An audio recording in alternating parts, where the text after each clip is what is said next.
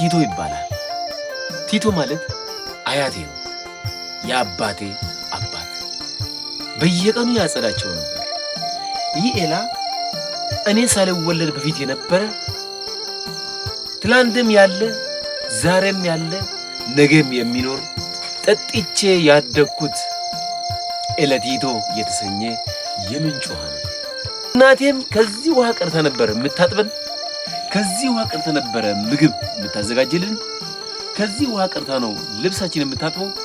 ክብር ለእናቶች። ከዚህ የተፈጥሮ የምንጭ ውሃ ቀርታ አጠጥታኝ፣ ሲወልድህ ከዚህ ውሃ ተቀርቶ የታጠብከው ብላኝ፣ ከዚህ ውሃ ምንጭ ቀርታ ምግብ ሰርታ አብልታን፣ ታላቅ እህቴ ታላቅ ወንድሜ እኔ ከዚህ ምንጭ ውሃ ጠጥተን ነው ያደግነውና ክብር ለእናቶች። እናቴን ባርኩልኝ ባካችሁ። የአባቴ ወዳጅ ቤተሰቦችና ዘመድ ከሆነው ካይሎላ ቤተሰብ ትንሹ ነው። ይሄ ዛሬም እየቀዳ ይጠቀማል። የዚህ መንደር ነዋሪ ነው። የውሃውን ምንጭነትን ደህንነቱን ከሚጠብቁ የወቅቱ ኸሊታዎች አንዱ ነው።